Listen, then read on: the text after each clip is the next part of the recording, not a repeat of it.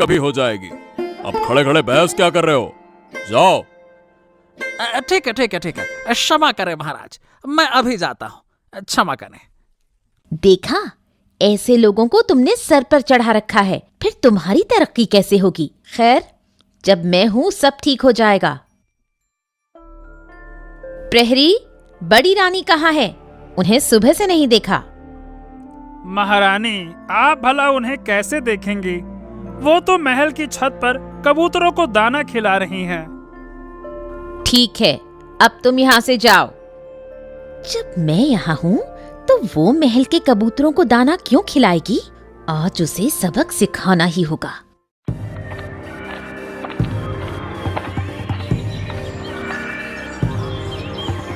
यही मौका है। आसपास कोई नहीं है। बड़ी रानी छत के एकदम किनारे खड़ी है। मैं अपना काम चुपचाप कर देती हूँ। कोई है? अरे कोई जल्दी से यहाँ आओ। अरे बड़ी रानी छत से गिर गई हैं। कोई है? अरे जल्दी बचाओ, कोई है? अरे अरे ये क्या हुआ? महारानी ऐसे कैसे नीचे गिर गई? ये क्या हुआ? अरे मैं बाहर पहरा दे रहा था, ऊपर से अचानक से गिरने की आवाज सुनाई दी। है भगवान, ये तो बहुत खून बह रहा है। प्रहरी, जल्दी से अंदर जाओ और वैद्य जी को तुरंत बुला कर ले आओ। जल्दी जाओ। हाँ हाँ मंत्री जी, मैं अभी लेकर आता हूँ। वैद्य जी, क्या समझ रहे हैं आप? मतलब मेरी माँ ठीक हो जाएंगी ना? हाँ, जैसी स्थिति दिख रही है, मामला थोड़ा गंभीर है। क्या? इसका मतलब क्या है वैद्य जी? कृपया साफ साफ शब्दों में बताइए। मैं माँ को लेकर बहुत चिंतित हूँ। देखो आदित्य, तुम्हारी माँ ठीक तो हो जाएंगी, लेकिन मुझे लगता है कि इतनी ऊंचाई से गिरने के कारण उनके सर में गहरी चोट आई है। उनकी दोनों आंखें जा सकती हैं। क्या? आप ये क्या कह रहे हैं? मतलब मेरी माँ अंधी हो जाएंगी? देखो, मैं वही कह रहा हूँ जो सही है। मैं समझ सकता हूँ तुम्हें दुख होगा, लेकिन सच्चाई स्वीकार करनी होगी। सचमुच, है भगवान, है भगवान, हमारी महारानी के भाग्य में ऐसी दुर्घटना लिखी थी, ये मैंने सोचा भी नहीं था। उन्होंने जीवन में कोई पाप नहीं किया, फिर अचानक ये कैसे हो गया? उनको छत पर जाना ही क्यों? शायद किनारे गई होंगी और चक्कर खाकर गिर गई होंगी। वैद्य जी, क्या मेरी माँ कभी ठीक नहीं होंगी? हाँ, नहीं पता बेटा। मुझे नहीं लगता कि तुम्हारी माँ कभी देख पाएंगी। हाय, ये मेरा दुर्भाग्य है। मेरे साथ ही ऐसा क्यों होता है? क्यों होता है? मैं क्या करूं? शांत हो जाओ, शांत हो जाओ, शांत हो जाओ। वास्तविकता को स्वीकार करना सीखो आदित्य। भगवान को याद करो, वो सब कुछ ठीक कर देंगे। निश्चिंत रहो। अरे भगवान क्या ठीक कर देंगे? अरे मेरी माँ की आंखें छीन ली। अब तो मेरा भगवान पर से विश्वास खत्म हो रहा है। अरे ऐसा कैसे कर सकते हैं? हाँ, इन सब के पीछे जरूर कोई साजिश है। मेरा दिल कभी झूठ नहीं बोलता। हमारे इस राजमहल में ये क्या हो रहा है? हर दिन कुछ ना कुछ अनहोनी हो रही है। और क्या कहो तुम्हें, हालात तो बिल्कुल बदल से गए हैं। बड़ी महारानी अचानक से छत से कैसे गिर पड़ी, यही बात मुझे शक में डाल रही है। तुम्हें किस पर शक है?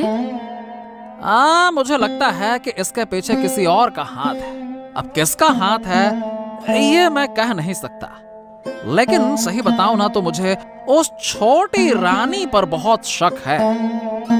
हाँ, उसी के आने के बाद से तुम्हारे महाराज का पूरा व्यवहार बदल गया है। जैसे कुछ भी हो, उन्हें किसी चीज की परवाह ही नहीं है। बड़ी रानी के साथ इतना बड़ा हादसा हो गया और इस पर भी वो बिल्कुल उदासीन है। अरे महाराज तो जैसे पूरी तरह से बदल गए हैं। कुछ दिनों पहले ही जब मैं राजमहल गया था तो उन्होंने मुझे इतनी बातें सुनाई, ऐसा लगा कि जैसे मैं महाराज से नहीं किसी अनजान आदमी से बात कर रहा हूँ। हाँ, लेकिन मैंने कुछ नहीं कहा। पर मुझे समझ नहीं आता कि ये छोटी रानी आखिर चाहती क्या है। देखो, ऐसा ना हो कि ये रानी हमारे पूरे राज्य को धीरे धीरे बर्बाद कर दे। बस यही डर मुझे भी है, और शायद एक दिन मेरे सब्र का बांध टूट जाएगा और मैं कुछ कह बैठूंगा, जिसके बाद तो मुझे राजमहल से निकाल दिया जाएगा। तब मैं कैसे जीऊंगा, बस यही सोचता हूं मैं। मेहनत करके खाएंगे, लेकिन कभी भी अन्याय के आगे सिर मत झुकाना। ये बात मैं तुमसे साफ कह रही हूँ। हाँ, तुम्हारे साथ होने से मुझे हिम्मत मिलती है, वरना मैं तो अब तक पगला गया होता। लेकिन उस छोटी रानी से जरा बचकर रहना, वो किसी भी वक्त तुम्हें झूठे मामले में फंसा सकती है। हाँ हाँ, मैं उससे सावधान रहूंगा। महाराज, क्या आपने राज्य में चारों ओर हो रही बातें सुनी हैं? प्रजा आपके बारे में क्या कह रही है? नहीं नहीं, हमने कुछ नहीं सुना अभी तक। ऐसा क्या हो रहा है रानी? आप बताइए, विस्तार से बताइए। महाराज, आपकी ये अंधी महारानी कब तक इस महल में रहेगी? इसका मतलब वो महल छोड़कर और कहाँ जाएगी? अरे वो भी तो तुम्हारी तरह मेरी रानी है। मैं सब समझ रही हूँ महाराज, लेकिन प्रजा इसे अच्छा नहीं मान रही है। प्रजा कह रही है कि महाराज अंधी महारानी के साथ रहते हैं। क्या? अरे इतना साहस किसका है जो हमारे बारे में ऐसी बातें कर रहा है? वे आपके सामने तो कुछ नहीं कहेंगे, लेकिन पीठ पीछे बातें करते हैं। उनमें से कुछ बातें मेरे कानों तक भी पहुंची हैं। अरे ये तो अपमानजनक है। आखिर इससे छुटकारा कैसे पाया जाए? हाँ, तुम बताओ।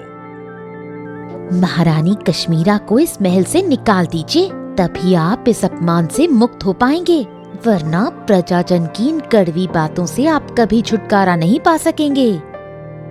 अरे लेकिन हम उसे महल से बाहर नहीं निकाल सकते। अगर मेरी बात नहीं मानी तो आप इस अपमान को कभी मिटा नहीं पाएंगे। ठीक है ठीक है, जब तुम कह रही हो तो हम यही करेंगे। विचार करने की कोई जरूरत नहीं है महाराज, उसके पास तो बेटा भी है। उसकी इतनी चिंता क्यों करना? उसे और उसके बेटे को महल से निकाल दीजिए। हम कल ही इसका इंतजाम करते हैं।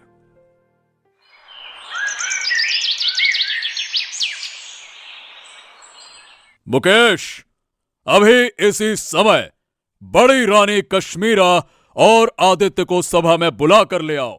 जाओ। जी महाराज जी, लेकिन वो लोग इस सभा में आकर क्या करेंगे? मुकेश, तुम आजकल सवाल बहुत पूछने लगे हो। जैसा कहा जा रहा है वो करो। हमारे शब्द ही तुम्हारे लिए आदेश है। जाओ। ठीक है ठीक है ठीक है, जैसी आपकी आज्ञा महाराज। मैं उन्हें अभी बुलाकर लाता हूं।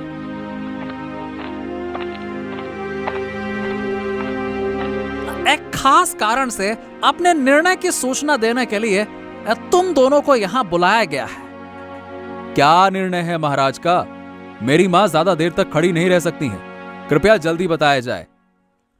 महारानी कश्मीरा के अंधे होने के बाद से प्रजा हमारे बारे में बहुत उल्टी सीधी बातें कर रही है। ये बातें अब हमारे कानों तक पहुंच चुकी हैं। लेकिन महाराज, हमने तो किसी को आपके बारे में कुछ कहते हुए नहीं सुना। मुकेश, बीच में मत बोलो।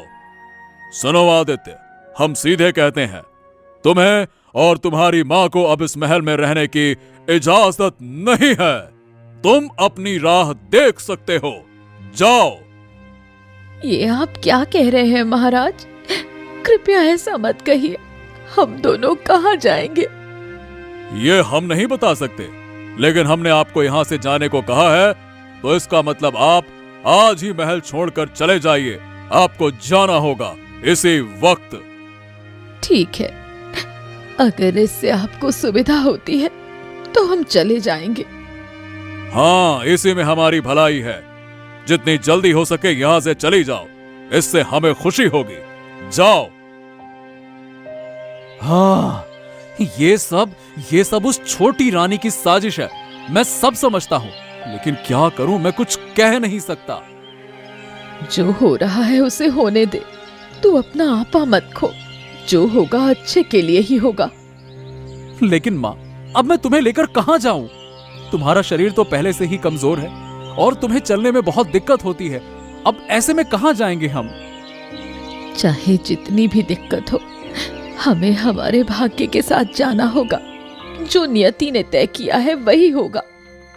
आदित्य, महारानी, अब आप कहां जाएंगे? आपके पास जाने के लिए कोई जगह नहीं है। मैं तो कहता हूं कि देखिए, आप लोग हमारे घर चलिए। नहीं मुकेश, तुम्हें परेशान करने का कोई फायदा नहीं। हम माँ बेटा कहीं और जाकर अपना ठिकाना बना लेंगे। महारानी जी, ऐसा मत कहिए। आपके बिना ये महल सूना हो जाएगा। ये राज्य और इसके लोग आपको बहुत प्यार करते हैं। मैं आपको एक जगह ले चलता हूँ, आप निश्चिंत रहिए। आप दोनों वहाँ आराम से रह सकते हैं, ठीक है? ठीक है, जब तुम कह रहे हो तो हमें वहाँ ले चलो। ठीक है, लेकिन हम जाएंगे कहां? आइए, आप दोनों मेरे साथ आइए। मैं आपको एक अच्छी जगह पे ले चलता हूँ। आप कोई चिंता मत कीजिए, निश्चिंत होकर मेरे साथ आइए। आइए। ठीक है। जब आप कह रहे हैं तो हम चलेंगे। हाँ, आइए आदित्य बाबू, आइए, चलिए मेरे साथ। बूढ़ी माँ, अरे ओ बूढ़ी माँ, कहाँ हो? देखिए तो सही, आपके घर कौन आया है। अतिथियों का स्वागत कीजिए। अरे देखिए तो, आपका जीवन धन्य हो जाएगा।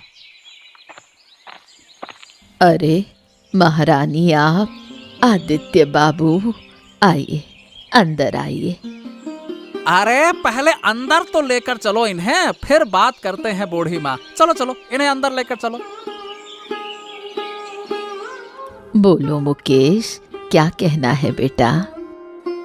अरे बूढ़ी माँ, बात यह है कि हमारे महाराज हो गए हैं स्वार्थी। उन्होंने बड़ी रानी माँ और आदित्य बाबू को महल से निकाल दिया है। उनके पास अब जाने के लिए कोई जगह नहीं बचे है, इसीलिए मैं उन्हें आपके पास लेकर आया हूँ। अब देखो, आप मना मत करना, वो आपके साथ रहना चाहते हैं। दया की बात क्यों कर रहे हो मुकेश? महारानी हमारे घर में रहेंगी, ये तो मेरे लिए सौभाग्य की बात है। मैं उनके लिए व्यवस्था कर देती हूँ। क्या सच में आप हमें यहाँ रहने देंगी? क्यों नहीं रहने दूंगी? तुम्हारे लिए मैंने ये छत पाई है। तुम्हें इस छत के नीचे रखने में मुझे कोई परेशानी नहीं होगी। मुकेश, तुम चिंता मत करो, मैं तुम्हारे अनुरोध को ठुकराऊंगी नहीं। ठीक है, चलो, ये बहुत अच्छा हुआ। अब मैं निश्चिंत हुआ। अब बड़ी रानी माँ और आदित्य बाबू को मैं तुम्हारे भरोसे छोड़ रहा हूँ। आदित्य बाबू, आप अपने मन से रहिए, ठीक है ना? निश्चिंत होकर रहिए। इस मुश्किल समय में हम आपके लिए इससे ज्यादा कुछ नहीं कर पाए। हमें दुख तो है और क्षमा भी कीजिएगा, लेकिन हम आपके साथ हैं। आप निश्चिंत रहिए। अरे बस, आप ऐसा मत कहिए। आपने जो किया वो हमारे लिए बहुत है। आपने हमें यहाँ तक पहुँचाया। आपने एक तरह से हमें एक नया जीवन दे दिया। ये बहुत बड़ी बात है। हम धीरे धीरे पहले की तरह जीना शुरू कर देंगे। बहुत बहुत धन्यवाद आपका। महारानी, क्या मैं अंदर आ सकता हूँ? मैं आपके लिए खबर लेकर आया हूँ। आओ प्रहरी, अंदर आओ। बताओ, क्या खबर लाए हो? महारानी जी, मैंने सुना है कि मुकेश ने बड़ी रानी और आदित्य बाबू की मदद की है। हाँ, और जब उन्हें महल से निकाल दिया गया था ना, तो उसने मदद की है। क्या? उसकी हिम्मत बढ़ती जा रही है। वो शुरू से मेरी बात नहीं मानता। अब ये सुनकर मुझे भी बहुत बुरा लगा। महाराज के आदेश का इस तरह से अपमान तो नहीं किया जा सकता। हाँ, और जब उन्हें महल से निकाल दिया गया था ना, तो उसने मदद की है। क्या? उसकी हिम्मत बढ़ती जा रही है। वो शुरू से मेरी बात नहीं मानता। अब ये सुनकर मुझे भी बहुत बुरा लगा। महाराज के आदेश का इस तरह से अपमान तो नहीं किया जा सकता।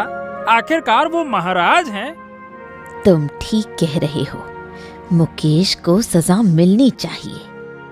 लेकिन महारानी, अगर राज्य के लोगों को पता चला कि आपने मुकेश को बड़ी रानी की मदद करने के लिए सजा दी है, तो इससे हमारी बदनामी हो जाएगी। तुम सही कह रहे हो, फिर क्या किया जाए? अगर आप अनुमति दें तो मैं कुछ कह सकता हूँ।